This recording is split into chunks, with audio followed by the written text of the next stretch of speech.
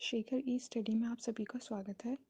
प्रिय विद्यार्थियों, हमारे इस ऑनलाइन इंस्टीट्यूट के माध्यम से आप सभी को गणित और हिंदी विषय का आधारभूत तरीके से अध्यापन कराया जाता है, जिसमें कहीं अगर थोड़ी बहुत त्रुटि हो जाती है तो उसके लिए हम क्षमा प्रार्थी हैं और इस संबंध में आपके सुझाव आमंत्रित हैं। धन्यवाद।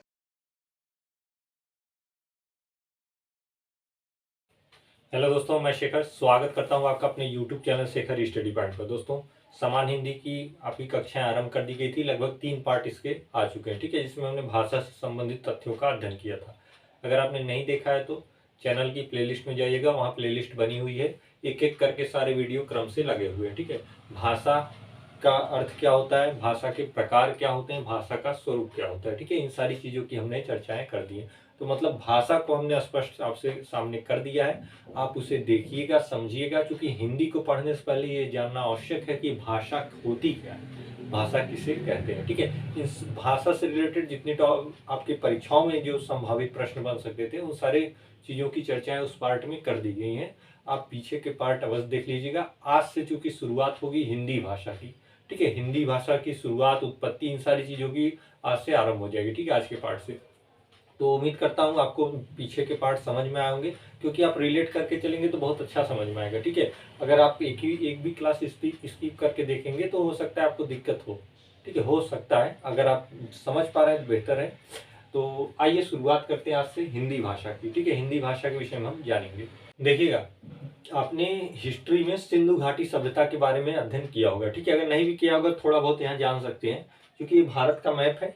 ये भारत का मैप आज़ादी के बाद का है, ठीक है। आज़ादी के पूर्व कुछ और था, विस्तृत था, पाकिस्तान भी सम्मिलित था, पूर्वी पाकिस्तान था, बांग्लादेश भी सम्मिलित था, लेकिन ये आज़ादी के बाद का मैप मैं बता रहा हूँ, ठीक है। यहाँ के आसपास के क्षेत्रों में सिंधु घाटी सभ्यता का विकास था। आप कह सकते हैं उत्तर पश्चिम के बीच का क्षेत्र, मतलब ये जो क्षेत्र था, यहाँ के आसपास के क्षेत्रों में सिंधु घाटी सभ्यता थी।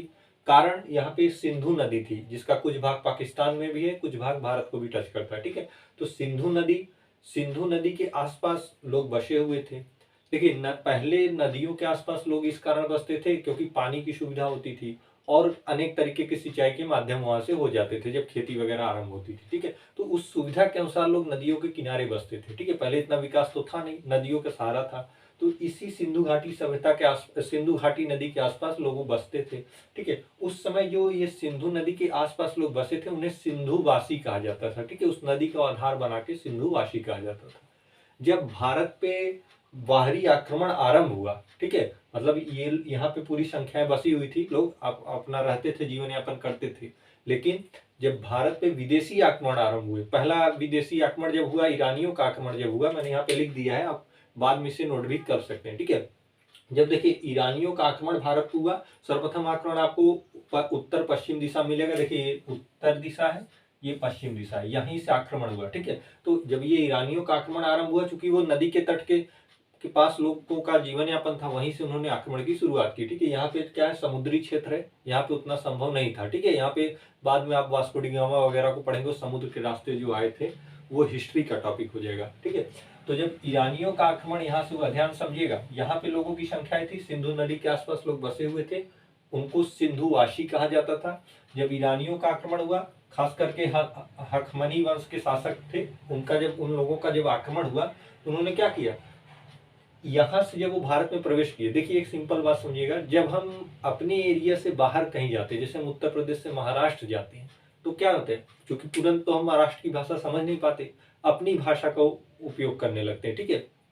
तो क्या होता है, शब्दों में टूट फूट हो जाती है, हम कुछ महाराष्ट्री कुछ हिंदी लेके क्या करते हैं, बोलना शुरू कर देते हैं। उसी प्रकार से जब ईरानियों का आक्रमण सिंधु के नदी के आसपास के क्षेत्रों पे हुआ, तो क्या हुआ, ईरानियों की भाषा क्या थी, फारसी थी, और ये श को ह में उच्चारित करते थे और ध को द में उच्चारित करते थे। मतलब जब ये बोलते थे, उच्चारण करते थे उसका, तो श को ह बोल जाते थे और ध को द बोल जाते थे।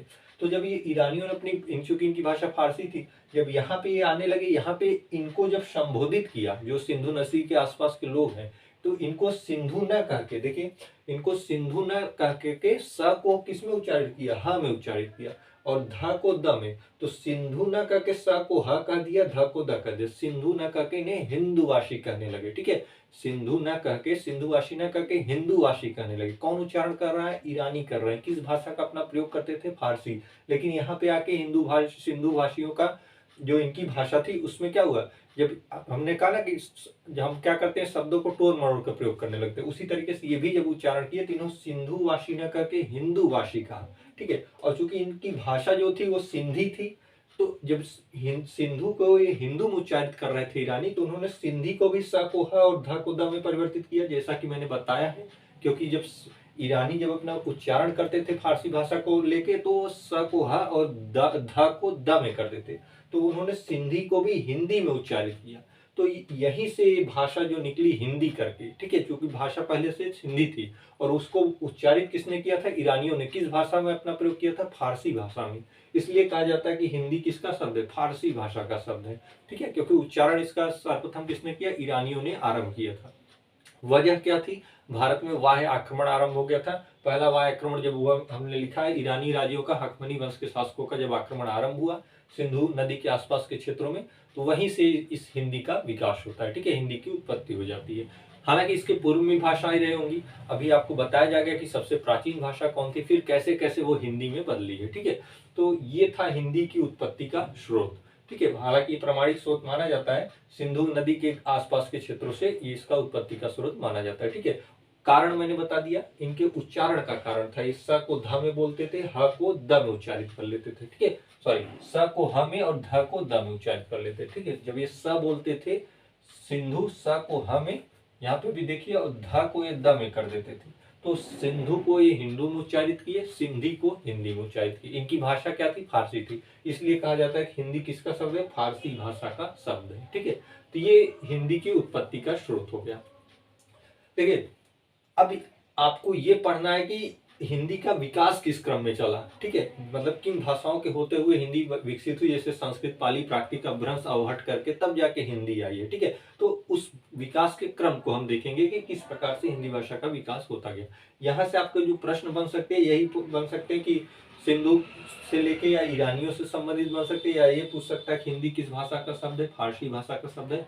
क्यों फारसी भाषा का कहा गया, क्योंकि प्रयोग जिसने किया वो वाह्य आक्रमण करने वाले ईरानी थे। ठीक है, उन्होंने इस शब्दों का प्रयोग किया है। ठीक है, ये भाषा यहाँ पहले से, ऐसा नहीं कि ये भाषा को जन्म दे गए, ऐसा ना समझिएगा, ये भाषा यहाँ पे पहले से ही थी, सिंधी भाषा। ठीक है, सिंधी भाषा बोली जाती, इन्होंने उस शब्द को उच्चारित किया हिंदी में। ठीक है, इन्होंने भाषा नहीं ला दी, इन्होंने उस शब्द को उच्चारित किया। हालांकि तोड़ मरोड़ के प्रयोग करते हैं। ठीक है, जैसे हम आप कहीं बाहर जाते हैं, वहां भाषा नहीं समझ पाते, तो उनके शब्दों और अपने शब्दों को मिला के बोलने लगते हैं, तोड़ मरोड़ के प्रयोग करने लगते हैं। ठीक है, उसी तरीके से इन्होंने भी किया। तो आइए भाषा के विकास का क्रम देखते हैं। देखिए, हिंदी शब्द की उत्पत्ति आपने सीख लिया। ठीक है, जान लिया कि हिंदी शब्द की उत्पत्ति कहाँ से हुई थी। मैंने देखिए फिर से कह रहा हूँ, वो हिंदी भाषा की उत्पत्ति ना समझे, हिंदी शब्द की उत्पत्ति कैसे हुई। भाषा वहां पहले से थी, ईरानियों ने केवल शब्द को बदल दिया। आपने फारसी से टूटी फूटी शब्दों का प्रयोग करके उसे सिंध को हिंदी कह दिया। ठीक है, सिंधी को हिंदी कह दिया। ठीक है, तो आपसे जब पूछेगा हिंदी शब्द की उत्पत्ति के कारण क्या था, तो आप बताइएगा कि वाह्य आक्रमण कारण था, ईरानियों का जो आक्रमण था। ठीक है, अब हम देखेंगे हिंदी का विकास। ठीक है, हिंदी का विकास मैं एक बार फिर यहाँ से स्पष्ट कर दूं, जो इसके पहले के 3 पार्ट आपको बताए गए हैं, उनमें भाषा को बताया गया कि भाषा शब्द क्या है, भाषा होती कितने प्रकार की है, भाषा के स्वरूप क्या होते हैं। और ये जो चल रहा है, ये भाषा के अंतर्गत हिंदी भाषा बताई जा रही है, क्योंकि हमारी राजभाषा है और हिंदी ही आप पढ़ रहे हैं, आपका विषय भी हिंदी है। ठीक है, तो हिंदी शब्द की उत्पत्ति, अब हिंदी का विकास चल रहा है। ठीक है, भाषा और हिंदी में अंतर समझिएगा। ठीक है, भाषा के अंतर्गत ये हिंदी है। ठीक है, हिंदी का विकास देखिए क्रम क्या होता है, इसका क्रम जो चलेगा वो संस्कृत, संस्कृत से पाली भाषा, पाली से प्राकृत, प्राकृत से अपभ्रंश, अपभ्रंश से अवहट, अवहट के बाद हिंदी। ठीक है, ये विकास का क्रम है। संस्कृत से भाषा पाली में, पाली का रूप प्राकृत, प्राकृत से अपभ्रंश, फिर अवहट, हिंदी। ठीक है, अवहट का रूप कहीं कहीं अपभ्रंश और हिंदी के मध्य का काल माना जाता है। ठीक है, तो ये चीजें मैं आपको एक एक करके विस्तृत बताऊंगा, क्योंकि आप विकास के क्रम को जानते रहे कि विकास इसी क्रम में इसका हुआ है। अब आपको एक एक करके पढ़ना है, संस्कृत को, पाली को, प्राकृत, अपभ्रंश, अवहट, हिंदी। ठीक है। देखिए यहाँ पे संक्षिप्त परिचय दिया जाएगा, चाहे संस्कृत भाषा को, पाली का, प्राकृत बताया, आपको अपभ्रंश जाएगा जहां से अधिकतर प्रश्न बनते हैं, ठीक है। बाकी एक एक सारी भाषाओं के यहाँ बताने का कोई औचित्य नहीं है, ठीक है। इनका सारा संक्षिप्त परिचय दिया जाएगा, जहां से अगर प्रश्न बन भी सकते हैं तो वहीं से बन सकते हैं, ठीक है। बाकी अपभ्रंश आपको बताया जाएगा, यहाँ से प्रश्न बनते हैं, अवहट करके हिंदी के विषय में आपको बताया जाएगा, ठीक है। उसके बाद साहित्य वगैरह आपके जो है वो हिंदी से रिलेटेड है, वो आपको व्याकरण के बाद बताए जाएंगे साहित्य, ठीक। तो देखिए अगर हम संस्कृत की बात करें तो जब मानव की उत्पत्ति का जो स्रोत माना जाता है तो लगभग यह कहा जाता है कि 1500 ईस्वी पूर्व के आसपास ऋग्वेद नाम का एक क्या हुआ ग्रंथ हुआ करता था, ठीक है। तो मानव उत्पत्ति का जो प्रथम ग्रंथ है वो ऋग्वेद माना गया 1500 ईस्वी पूर्व के आसपास, ठीक है। तो इसको आप जानते रहिएगा कि ऋग्वेद हमारा सबसे प्राचीन ग्रंथ है। सबसे प्राचीन ग्रंथ कौन सा है? ऋग्वेद है, जिसकी भाषा क्या थी? संस्कृत थी। इसी कारण यह कहा जाता है कि संस्कृत हमारी क्या है? सबसे प्रथम भाषा है, ठीक है। इसी कारण विश्व की पूरी सारे विश्व की सबसे प्राचीन भाषा कौन सी मानी जाती है? संस्कृत मानी जाती है, ठीक है। मतलब पूरे वर्ल्ड की सबसे प्राचीन भाषा संस्कृत मानी जाती है, ठीक है।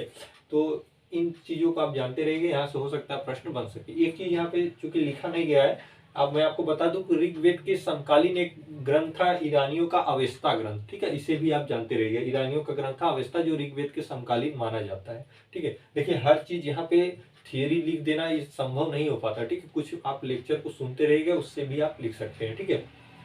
तो मानव उत्पत्ति का प्रथम ग्रंथ आपसे पूछ दे तो ऋग्वेद है। ऋग्वेद के समकालीन ईरानियों का एक ग्रंथ था, उसका नाम अवेस्ता था, ठीक है। अभी इसका समय 1500 ईसा पूर्व के आसपास माना जाता है, ठीक है। ईसा पूर्व के बाद ईस्वी आरंभ हुई होगी, मतलब बहुत पहले का समय है, ठीक है। इसी कारण कहा जाता है क्योंकि ऋग्वेद संस्कृत भाषा में था, तो पूरे विश्व की जो प्राचीन भाषा है वो क्या है? संस्कृत है। सोच लीजिए हम भारत के लोग संस्कृत को उतना अच्छे से उच्चारण नहीं कर पाते, जबकि पूरे विश्व को भाषा किसने दी? संस्कृत ने ही दी। संस्कृत से ही ये विकास होके आगे बढ़ा है, ठीक है।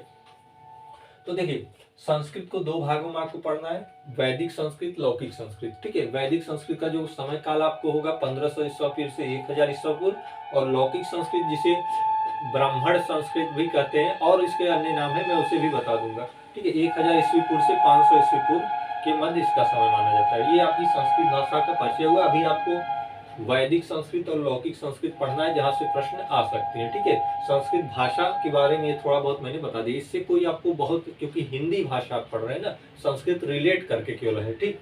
तो वैदिक संस्कृत और लौकिक संस्कृत को आपको पढ़ना है, जिसे कल के पार्ट में आपको बताया जाएगा। अभी पार्ट छोटा छोटा रख जा रहा है ताकि आपको समझने में दिक्कत ना हो, बहुत आप बोरिंग ना महसूस करें, ठीक है। क्योंकि ये इतिहास से रिलेटेड चीजें हैं, इनको थियरी बेस है, इनको आपको याद करना पड़ेगा। और क्योंकि व्याकरण होता है, समझना पड़ता है, तो उसका पार्ट थोड़ा अगर बड़ा हो जाता है तो कोई दिक्कत होती नहीं, ठीक है। तो हिंदी के विकास को आपने देख लिया। कल के पार्ट में हम वैदिक संस्कृत और लौकिक संस्कृत की चर्चा करेंगे। आज के पार्ट में फिलहाल इतना।